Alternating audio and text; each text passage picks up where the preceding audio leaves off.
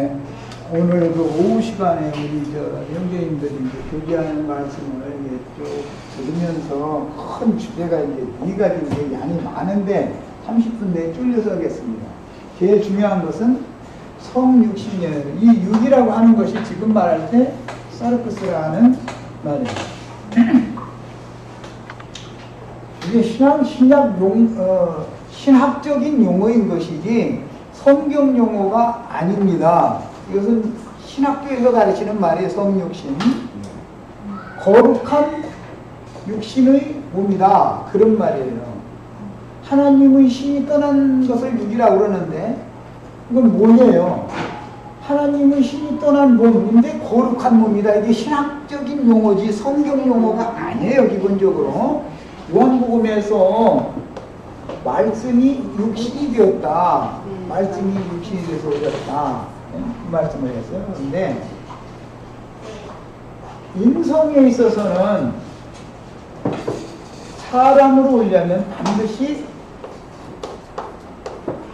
여자를 통해서 와야 되는 거예요.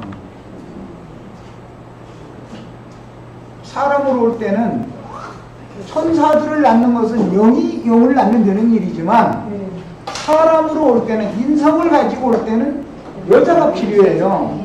그래서 예수를 보낼 때 처녀에게서 왔다. 처녀를 통해서 왔다. 그렇게 말해요. 처녀는 남자를 모르는 사람이다라는 말이에요. 여자인데 이것은 예언이죠. 이사야 7장 14절 예언을 실현한 거예요. 성육신을 했다라는 말은 일반 사람과 달리 여자를 통해서 오는데 이 여자가 남자를 아는 여자가 아니고 남자를 모르는 여자에게서 왔다. 그래서 성육신이다 이렇게 말을 하는 거예요. 이건 신학적인 용어예요. 그런데 개념을 알라고 하는 말이에요. 처녀를 통해서 왔을 때만 성육신이라는 용어, 거룩한 육신이다 이 말이에요. 혈통과 육정과 사람의 뜻으로 난 다윗이 내가 우리 어머니 모태로부터 내가 부정한 가운데서 잉태돼서 왔다. 그렇게 말할 때는 예수님과는 다른 몸이죠. 다윗의 몸은 우리는 다 아담 세계의 달과 똑같은 여자를 통해서 남자를 아는 여자를 통해서 왔는데 예수님만은 그렇지 않다 그거예요. 예수님만은 처녀라고 하는 처녀를 통해서 왔다 이거예요. 야, 그래서 이제 인성을 말할 때 사람이지만 혈통과 육정과 사람의 뜻으로 온 게 아니라 하나님의 뜻을 따라서 하나님의 뜻을 따라서 이게 이제 신학경 첫 시간에 이거 가서 배우는 거예요. 첫 시간에 아주 하나님의 뜻을 따라서 맞죠? 예수님은 하나님의 뜻을 따라서 온 것이지 혈통과 육정과 사람의 뜻을 따라서 온 게 아니에요. 하나님의 뜻을 이루기 위해 온 거예요. 그래서 성육신이다 이렇게 표현하는 거예요. 그래서 처녀에게서 났기 때문에 그런 말. 그럼 자, 처녀에게서 났다라는 말은 하나님의 뜻을 이루기 위한 것이지 사람의 뜻과는 상관없다. 지금 그것이 중점이다. 자, 그 다음에 이제 예수의 오심은 성령으로 잉태되었죠. 마리아가 약혼은 했지만 요셉과 동침을 한 적은 없는 상태에서 가브리엘 천사를 통해서 네가 지금 잉태를 했는데 너는 복받은 자다. 너는 은혜받은 자다. 그건 뭐냐? 네 속에 잉태가 되었다. 그런데 네 속에 있는 그 잉태된 태는 이 잉태된 아이는 그것은 사람의 자식이 아니라 하나님의 자식이다 그랬단 말이야. 하나님은 성령이니까 하나님의 거룩한 영으로 성령으로 났다. 성령으로 잉태된 거다. 그랬어요. 자, 성령으로 잉태된 것은 영을 말하는 것이지 예수의 영을 말하는 것이지 예수의 몸을 말하는 것이 아니다 그 말이에요. 성령으로 잉태된 것은 예수님의 영을 말하는 거예요. 예수님의 몸을 말하는 게 아니고 육신 할 때만 인성 부분 그럴 때만 죄 없는 무지한 남자를 알지 못하는 깨끗한 태를 통해서 보냄받은 몸이다 그 말이에요. 예수의 몸은 이런 몸이다 이 말이에요. 처녀가 났으니까. 자, 성령으로 잉태됐다라는 말은 예수의 영이 성령으로 잉태된 거다 지금 그 말이에요. 몸을 잉태했다는 말이 아니에요. 예. 몸은 마리아라고 하는 처녀의 몸을 빌린 거예요. 하나님의 신께서 처녀의 몸을 빌려서, 야, 왜 창세기 1장에서부터 하나님의 형상과 모양으로 만들어질 때 하나님 자신의 형상이다. 사람을 만들 때 그 사람이라는 게 누구를 말하냐면은 사람으로 오신 인자로 오신 예수 그리스도를 말하는 건데, 창세기 시작에서부터 사람으로 오신 예수는 하나님 자신의 하나님의 형상,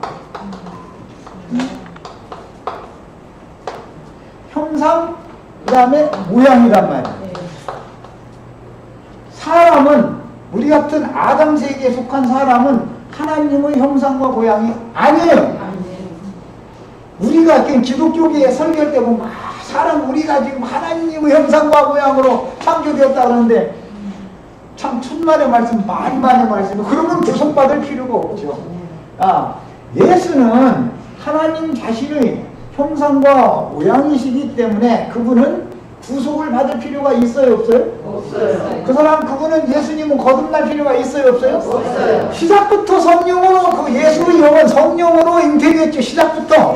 우리는 그냥 짐승의 마음을 받아가지고 온 사람들이니까 거듭남이 필요하고, 아담 세계 사람들은 예수님은 거듭남이 필요치가 않아요. 이게 개념 정리를 잘 하는 게 필요합니다. 자, 그 다음에 예수의 나심이 있고, 나심에 대해서 이제 말하는 거예요. 두 번째, 예수의 나심은 복음서의 시작에 누가복음 2장, 마태복음 1장에 나와요. 예수의 나심은 이러하니라 이렇게 돼 있죠. 예수의 나심은 독생자 혹은 독자죠. 그리스도의 나심은 맏아들이라고 해요. 그리스도의 나심은 사도행전 13장 33절 읽습니다. 찾아 있습니다. 본인의 성경으로. 사도행전 13장 33절, 히브리서 1장 5절. 자, 이걸 읽습니다. 사도행전 13장 33절을 찾아봅니다. 자신의 성경으로. 하나님이 예수를 믿으사 이 자녀들에게 이 약속을 믿게 하셨다 합니다. 시편의 강구하가 너는 내 아들이라 오늘 내가 너를 낳았다.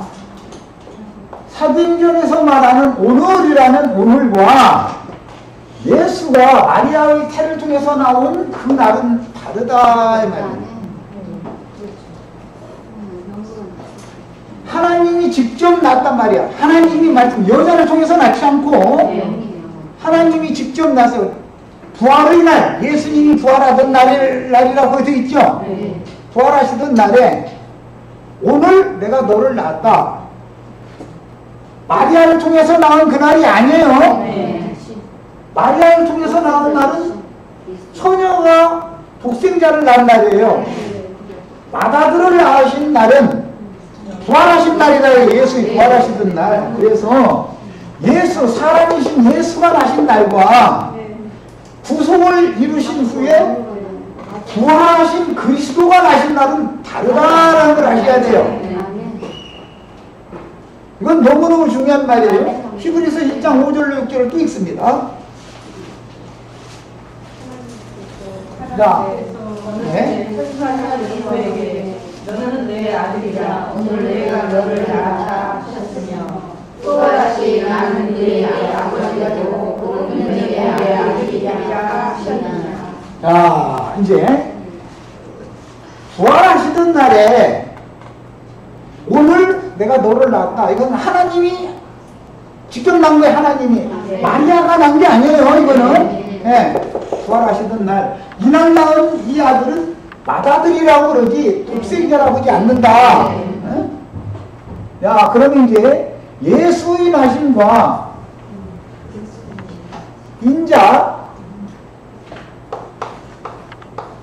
인자의 나심과 살려주는 영,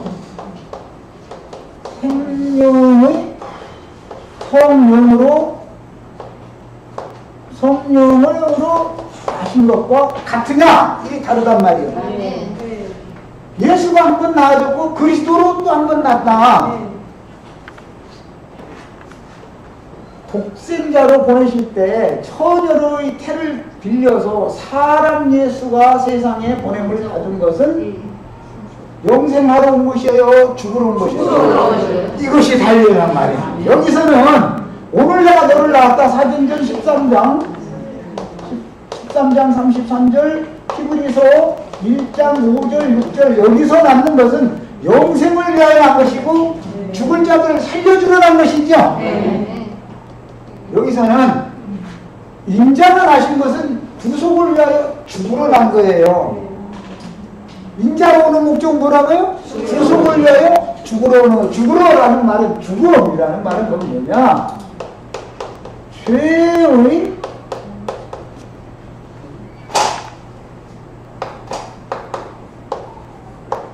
죄를 갚는다. 갚습니다. 죄인들이 죄를 누적해서 최후의 형벌은 사형이죠. 죽이면 그의 죄가 끝나는 거예요. 죽으면. 이것은 육신의 세상에서 갚음이 되는 것을 말하는 것이고, 그러니까 우리 모두가 하나님의 형벌을 받아서 다 죽어야 되는 입장인데, 계속 갚음을 위해서는 뭐가 필요하냐? 하나님이 정한 구원의 방법은 대신해서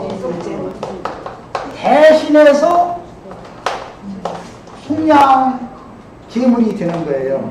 대속 제물이다 그래요. 그래서 하나님의 구원 방법은 우리 개인들을 전부 죽여야 되는 거예요. 죄인들이니까 싹 죽여야만 하나님의 의가 이루어지는 거예요. 그런데 하나님의 구원 방법은 대표적으로 누군가가 대신 죽고 나머지 죄값을 그가 다 물어내는 거예요. 이런 것을 이제 하나님이 정한 구원 방법, 대속이라고 하는 특별한 방법을 하나님이 생각해 놓고 있었다. 이 대속이라는 것이 없으면 구원받을 육체는 없는 거예요. 예수님이 오셨어도 안 되는 거예요. 예수님이 대속제물로 죽어야만 우리들이 죄값을 예수님이 대신 갚았으니까 하나님 편에서 보면 죄값을 받아내면 되죠. 하나님 편에서는 윤자매님이 죄를 졌는데 윤자매님을 오면 죽여야 되는 거예요. 우리 박영규를 죽여야 되는 거예요. 나고 아니면 죽여야 되는 거예요. 그런데 하나님은 대속이라고 하는 방법을 통해서 대신 속죄 제물로 죽는 방법을 통해서 그가 죽을 자들을 대신해서 죽는 거예요. 그러려면 뭐가 필요하냐? 죄 있는 육신은 안 된다 이거예요. 대속 제물이라는 것은 대속 유일한 무죄. 이 무죄자야만이 대속을 할 수 있다는 거예요. 무죄자야만이. 응? 야, 그래서 무죄자로 예수님이 와야 되니까 처녀를 통해서 와야죠 이제. 남자를 아는 사람을 통해서 오는 건 다 죄인이 죄를 나니까 부정한 가운데서 나니까 음란과 뭐 육정과 다 우리 아들 딸 만들었을 때 뭐 얘기할 필요도 없어요. 그냥 거룩한 자식 날라고 그렇게 한 게 아니죠. 육정을 따라서 그렇게 됐죠.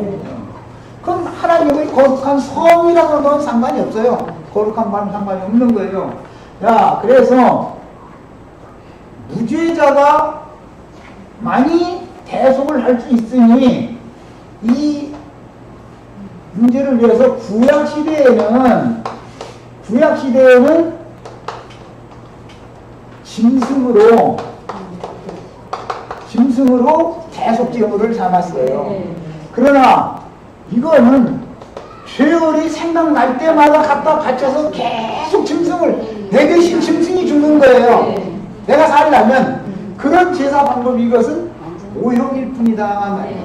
예표다. 모형이고 이것을 단번 속죄인데 단번에 모든 죄들이 수없이 많이 누적되고 쌓였을지라도 한 번의 제물을 단번에 딱 드려버림으로써 모든 제사들을 완성하는 필요가 생겼다 말이야.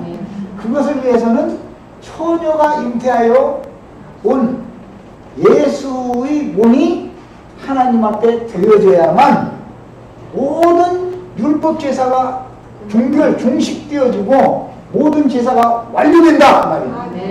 이것을 대속 제사의 원리다 그래요. 이건 이제 예의교의 핵심이에요. 이것이 이 문제를 모르면 구원 받았다고 하는 게 거짓말하는 거예요. 구원의 진리 자체를 모르는 사람이니까. 자, 이번에는 고린도후서에서 읽겠습니다.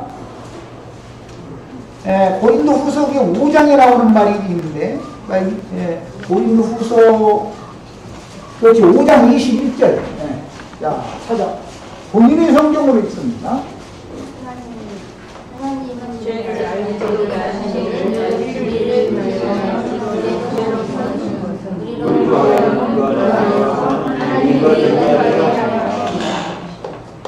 처녀가 난 인자는 죄를 알지도 못하시고 죄와 상관없는 분이죠. 없는 분이에요. 이게 고린도후서 5장 21절. 그래서 그분에게 그리스도를 그분에게 우리를 대신하여 죄로 죽으셨다. 우리가 죄인인데 우리는 일단 죄가 이렇게 제쳐 놔두고 이것은 이제 그리스도로 덮는다 이렇게 말하는데 우리는 제쳐 놔두고 그 앞에 그리스도 예수 그리스도께서 즉 부활하신 두 번째 나신 그리스도의 맏아들로 나신 그분을 앞세워 가지고 그분이 죄가 되게 한다 이거예요. 그분이 저주를 다 담당하는 거예요. 야, 그분이 죽으면 모두가 다 죽는 거다 이거예요. 그분이 죽으면. 야, 이 말은 인자로 오신 예수는 아담 세대의 형벌을 끝내러 온 거다. 형벌을 끝내러. 중심. 예수님이 죽으면 세상이 심판받은 거예요. 이해하셨죠? 이게 이제 성경에서는 전부 대표성이에요. 대표성.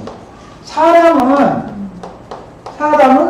첫 아담과 둘째 아담 혹은 마지막 아담 사람은 두 사람밖에 없어요.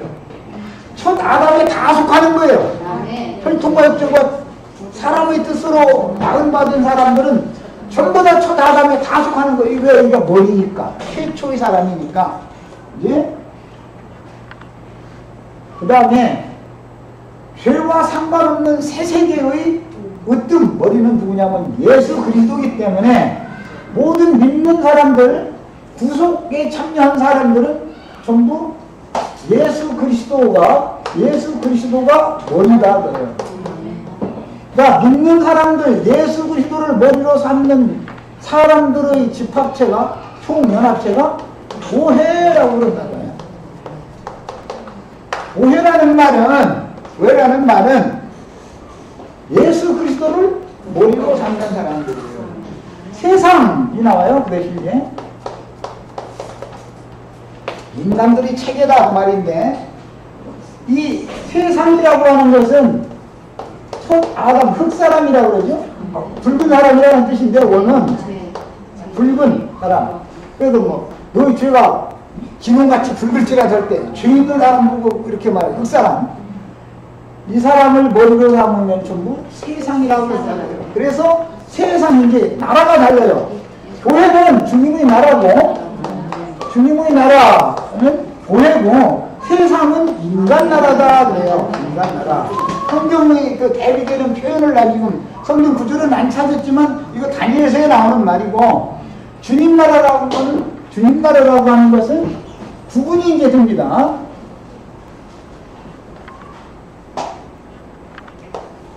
하나님의 왕국과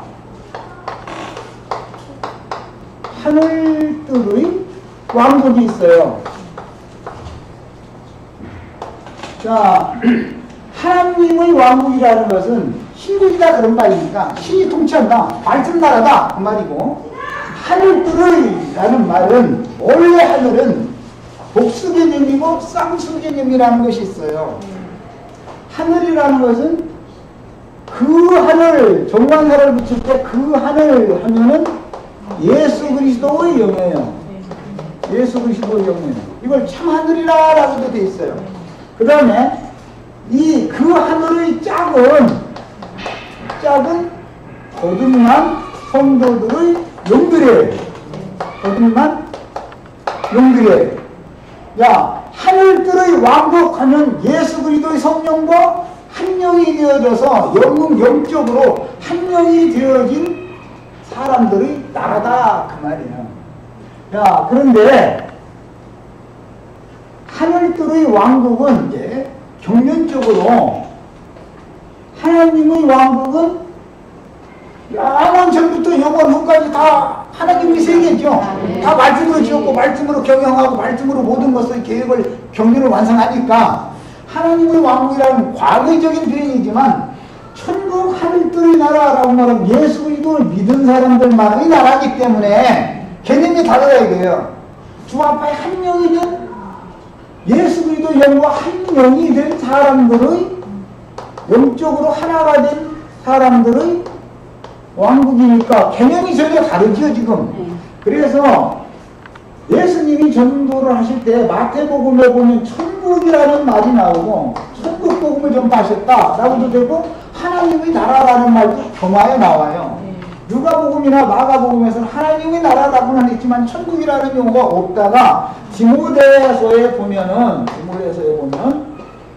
바울 사도가 자기 죽음을 앞두고 유언을 남길 때 나를 그의 천국에 이르도록 구원하시리니 이렇게 해서 거기서 천국이란 말이 또 한 번 마지막으로 나왔어요. 성경에는.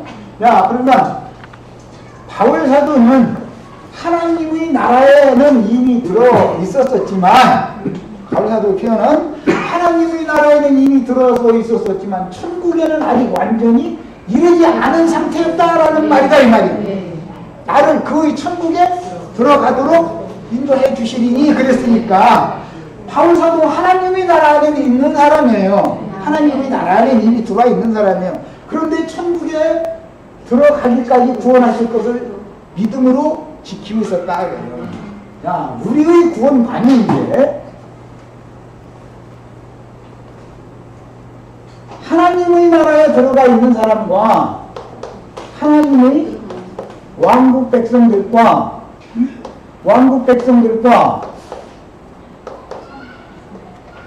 천국 백성들은 다르다. 천국 백성들은 다릅니다. 우리는 어디를 들어가는 걸 추구하는 거예요? 하나님의 나라는 거듭날 때 이미 들어왔죠? 예. 우리가 궁극적으로 목표 삼는 것은 그의 천국, 예수 그리스도의 천국의 하늘들의 왕국에 들어가는 것을 추구하는 거예요. 자, 바울 사도가 하나님의 왕국에 들어오지 못해서 그렇게 생명을 아껴가면서 신앙생활을 한 게 아니에요. 그 천국에 들어가기까지 구원하실 것을 믿고 이것을 바라보고 간 거예요. 야, 그러면 천국이라고 하는 것이 임하는 나라가 있고 나타날 나라가 있다. 성경에 표현 그대로예요. 나타날 나라가 있다. 지금 현재 육신을 입고 있는 교회 중에는 임하고 있죠. 믿는 이들 각자 속에 임하고 있고 교회에 임하고 있어요. 그러나 주와 함께 우리가 영광 중에 나타날 때는 이 나라에 나타나는 것을 추구하는 것이지 여기에 나타나는 걸 추구하는 게 아니다 이 말이에요. 성경 개념대로만 말씀드린 거예요. 야, 그러면 다 우리는 믿었는데, 저 이제 열처녀 얘기를 합니다. 신랑을 기다려요. 세상 사람들은 신랑 위해서 기다리지 않아요? 신랑을 기다린다라는 말은 다 믿는 신자들이다 그 말이죠. 네, 이게 다 신자들이에요. 불신자들이 아니에요. 열처녀는 전부 다 믿는 자들이에요. 그런데 5은 들어갔고 5은 못 들어갔다고 되어 있어요. 그러면 들어갔다라는 사람들이 어디로 들어간 거예요? 하나님 나라에 들어갔다는 말이 천국에 들어갔다는 거예요. 그래서 마태복음 25장에 천국은 마치 신랑을 기다리는 열처녀와 같다 하리니 천국이라고 말을 한 것이지 여기서 하나님 나라라고 하지 않은 거예요. 그래서 자, 그러면 믿는 이들이 지금 이렇게 많은데 다 들어가는 게 아니죠. 못 들어갈 사람들이 있었었죠. 기독교계 이 사람들은 다 지옥 자식이다 그런단 말이에요. 그렇지 않아요. 이 사람들은 혼인잔치에 들어가지 못했을 뿐이고 그렇게 돼 있죠. 혼인집 문이 닫혔더라는 거예요. 혼인집이 어디예요? 계시록에 보면 거룩한 성 세루살렘이 혼인집이죠. 거룩한 성 세루살렘을 믿었다 해서 다 들어가는 건 아니다. 지금 그 말이다 이 말이야. 혼인집의 누구는 혼인집 거룩한 성 세루살렘 밖에 지금 있는 거예요. 밖에 못 들어가고. 야, 그러면 혼인집의 바깥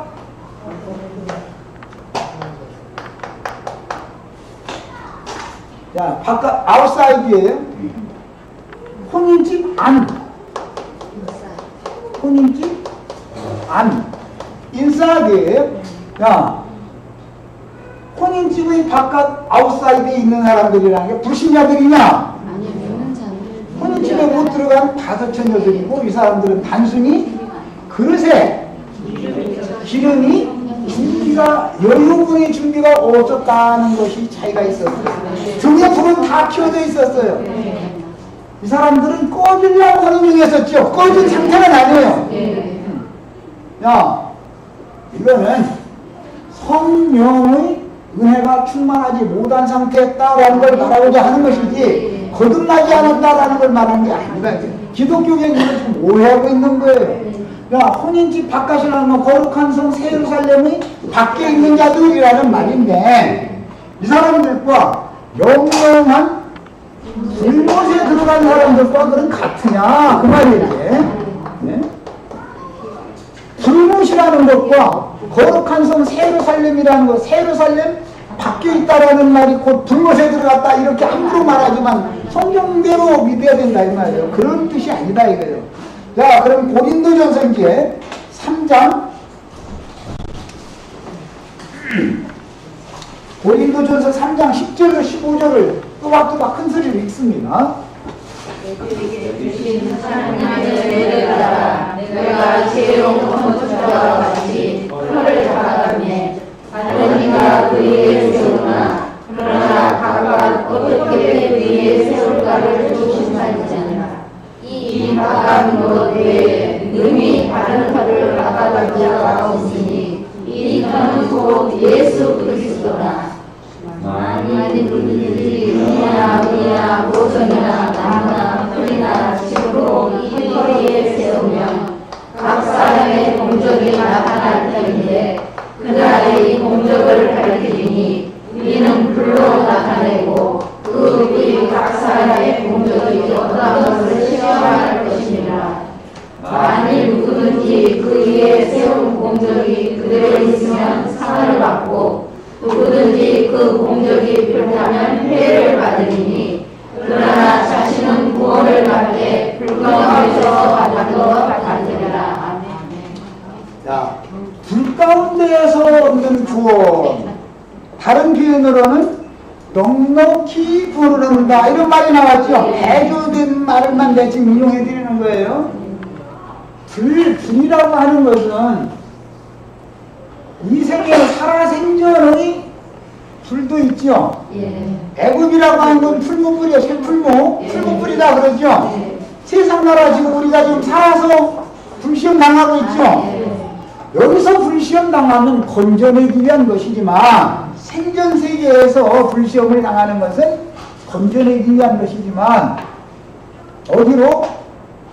천국으로 건져내기 위한 것이지만 이 생에서 그 기회를 얻지 못하고 그냥 사후세계로 들어가는 경우는 건져낼 기회가 없다 그 말이란 말이에요. 그러니까 구원은 우리가 육신을 입고 이 생에 살아있는 동안밖에 없죠. 믿어서 구원을 얻는 것도 우리가 살아생전에나 가능한 얘기지 그냥 죽어가지고서는 이제는 이 불은 꺼질 수 없는 불이다 그래요. 꺼지지 않는 불이다 그래요. 불꽃이라고 하는 불은 생전세계에서의 불은 꺼질 수가 있죠. 어떻게 못 꺼져요? 예수 그리스도를 믿으면 불시험에서 건져냄을 받는 거기 때문에 불과 상관없는 세계로 가는 과정에서 교회 생활을 하는 동안에 불시험을 당한다 할지라도 궁극적으로는 불과 상관없는 극락의 하나님이라 그랬는데 시편에 나오는 말인데 극락의 하나님 이 말은 영원이라는 말을 의역화한 말이에요. 영원이란 극락이라는 말은 극치의 기쁨이다 그런 말이에요. 문자대로는 극치의 환희, 기쁨 그런 말이에요. 이것은 부부의 그 생명의 연합을 맺는 그 상태를 말하는 거예요. 그러니까 심, 만족, 누림 이런 전 의미가 다 포함돼서 극락의 하나님 그렇게 말해요. 육신의 세계에서 이런 것을 맛보는 것은 영원한 세계에서 그리스도에게 생명의 연합을 맺는 상태로 들어가는 것에 대한 모형이죠. 남녀의 생명의 연합을 맺을 때 극치의 기쁨을 잠시 맛보는 것은 표상이란 말이죠. 영원 세계에 가서 그리스도와 영혼이 완전한 연합을 맺을 것에 대한 그림을 보여주는 것이다 이 말이에요. 그 극락의 세계다 그렇게 말했는데 극락의 하나님이라고 그랬죠. 극락의 하나님, 극락의 하나님께 이르리이다 이렇게 표현을 했어요. 야, 그런 상태까지 가는 것을 우리는 죽어간다. 우리가 죽어가는 거예요. 그냥 하나님 나라의 백성이 되는 것으로 만족한 걸 죽어가는 게 아니고 그래서 이기는 자라는 말이 그래서 나온 거예요 이제. 그냥 일반적으로 믿는 자들이라는 말과 그냥 일반적으로 믿는 자들이라는 말과 이기는 자들이라는 말은 다르죠. 일반적으로 믿는 자들 중에서 이 사람들은 특별히 빼내심을 받은 사람들이다 이 말이에요. 이것을 11조다 그래요. 11조라는 말이 이런 얘기예요. 자, 그 다음에 이제 예수님이 세상에 오셨을 때 이제 몇 절 읽고 마치겠습니다. 이제 설명은 다 된 것 같아요. 빌립보서 2장 8절 읽습니다. 빌립보서 2장 8절. 자, 말씀이 육신이 되어 오셨다. 복음서에서 요한복음에서 표현을 그렇게 했는데 그 말씀을 사도들이 이해할 때는 뭐라고 했다고요? 사람이 죄 있는 사람의 모양으로 오셨다. 이제 죄 있는 육신 자체는 아니다. 지금 그 말이죠. 자, 로마서 8장 3절을 읽겠습니다. 자신의 성경을 가지고 읽는 거예요. 표시를 가면 읽습니다.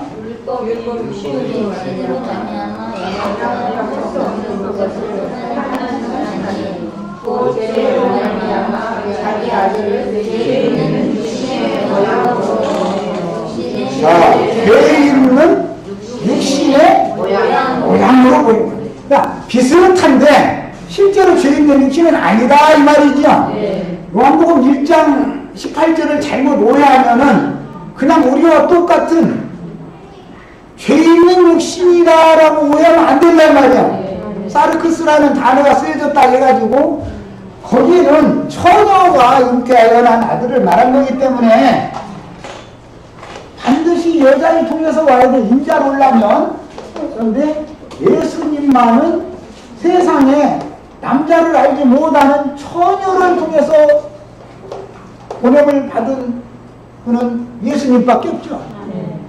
우주 가운데 없잖아요. 그래서 개념이 다른 것을 아셔야 돼요. 이런 문제 때문에 사도들이 이것을 설명을 할 때는 죄 있는 육신으로 오셨다라고가 아니라 죄 있는 육신의 모양으로 오셨다. 그래서 못됨과 연결시켜서 이것을 설명을 하는 거예요.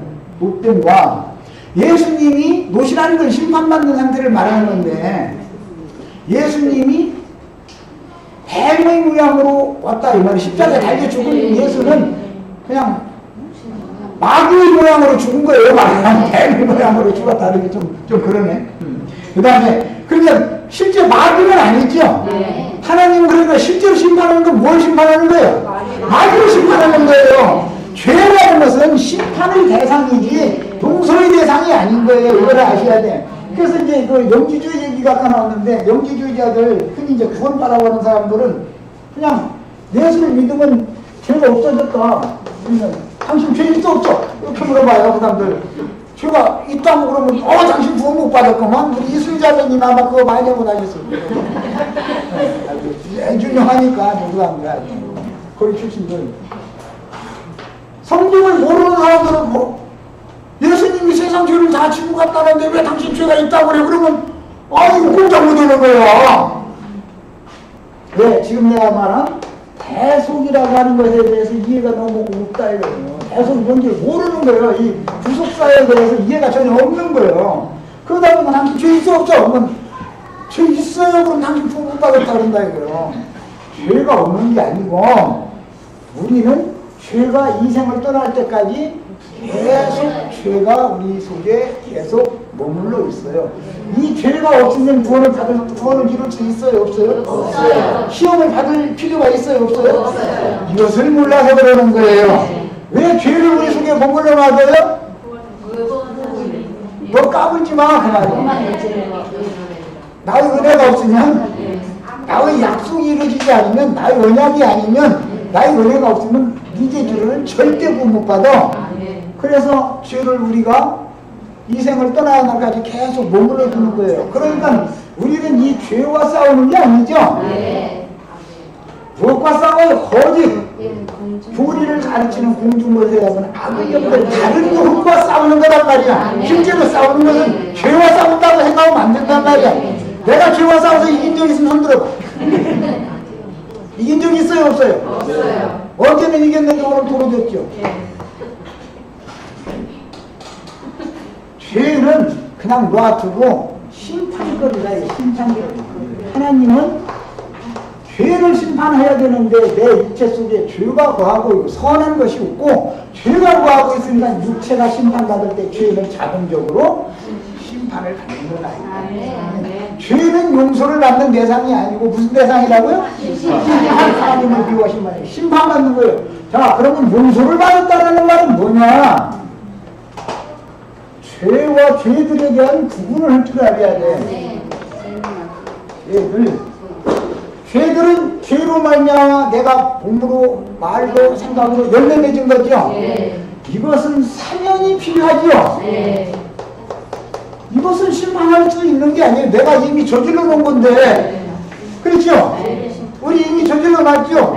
초등학교 때 봉담님 들더니 슬쩍 주워가지고 주말에 살짝 놓고는 한 달 동안 그거 안 닦았어. 한 달 지나가면 그거 써도 몰라. 줄 건지 몰라. 이렇게 하는 게 아닌데. 나 그거 해봐서 아는 거야. 그래서 범죄, 약함으로 인하여 저질러질 수밖에 없는 죄들은 사면, 용서의 대상이고 죄는 심판의 대상이다라는 것에 대해서 너무 분명하게 진리를 알아야 돼요. 야, 죄의 육신을 심판한다 그러지만 육신이 심판받는 게 원은 아니에요. 죄와 결탁되어 있기 때문에 죄의 힘을 심판하는 것이고 그리스도와 결탁되면 구원받는 거다. 지금 그 얘기가 있거든요. 이해하셨죠? 자, 그럼 여기서 이제 마치겠습니다. 히브리서 2장 14절 한 절만 같이 컨설을 읽고 마치겠습니다. 히브리서 2장 14절입니다. 자녀들은 과거에 속하였음에 그도 어떠한 반장모양으로 서로를 과거에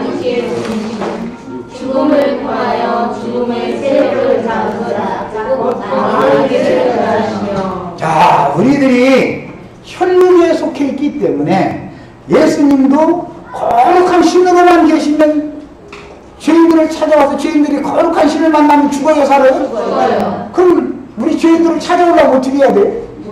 혈육에 함께 참여해가지고 죄 있는 육신의 모양으로 나타나가지고 우리가 똑같은 사람의 모양으로 온다 이 말이에요. 그러나 그분 속에는 죄가 있다 없다? 없어요. 자, 그렇기 때문에 대속점을 할 수 있었던 거예요. 자, 여기까지 마칩니다. 잠깐만요, 한 가지. 네. 내가 신이다 하는 거하고 예수 화가 되는 거하고 뭐가 다른지 좀 구별 확실하게 해주세요. 용어 내가 신이다 하는 거, 신이다 하는 거하고 예수 화가 된다 하는 거하고 구별을 어떻게 하는지 그걸 좀 용어 그거를 좀 제대로 정리하게 해주세요. 이거를 좀 더 풀어보자면 그 말씀도 시브리서 13장에 나오는 말이지.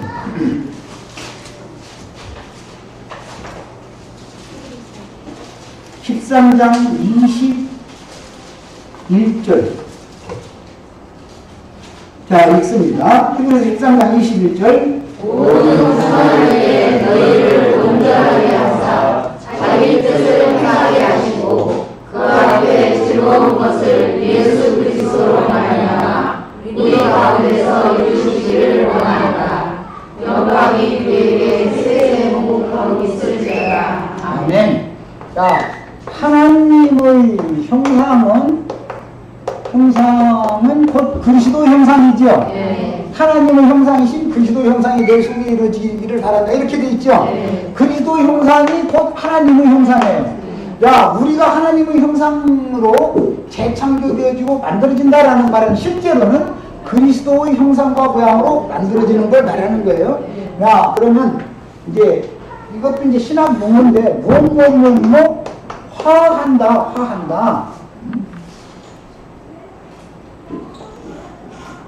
예를 들자면 예수님 화된다. 이제 흔히들 이렇게 가르치죠. 뭐 어떤 데서는 뭐 천주교 같은 데서는 작은 예수 뭐 이런 표현 많이 하죠. 야, 뭐뭐뭐뭐 화한다라는 말은 그렇게 변화된다라는 뜻이죠. 예수님의 형상으로 변화된다라는 말이잖아요. 화한다. 이것은 여기에는 당연히 변화된다라는 뜻이다 이 말이야. 야, 거듭나는 문제는 생명으로 나아지는 문제죠. 다시 변화되는 문제는 나아진 사람이 만들어지는 과정을 겪는다라는 말이니까 개념이 다르죠. 거듭난 사람이 결국은 영광스러운 그리스도의 모양까지 만들어진다 그 말인 거예요, 사실은. 그런데 이것을 추구를 할 때 종교인들은 자기가 노력을 해서 예수님화 되려고 노력을 하는 거예요. 그게 종교예요. 그러나 성경에는 오늘 말씀 우리가 읽은데 뭐라고 되어 있어요? 예수 그리스도로 말미암아예요. 이것이 차이가 있기 때문에 이걸 구분을 시켜주려고 아무리 해도 말하자면 발버둥을 치고 덤비는 거죠. 사람이 할 수 있으면 사람이 변화를 받을 수 있어요, 없어요? 감옥에다 갖다 징역시키고 날마다 두들겨 패고 그러면 변화돼야 안 돼요. 자매님들이 남편 그렇게 하지 말라고 바가지 긁으면 변화돼야 안 돼요. 더 썩을 내죠. 사람으로서는 안 되는 거예요. 사람이 내가 나를 무슨 계기로 변화를 시킵니까? 예수 그리스도로 말미암아. 그래서 믿음이라는 말이 필요한 거예요. 그래서 구원의 도가 너무 지금 혼합이 돼 있는 거예요, 말하자면. 자, 이제 마칩니다.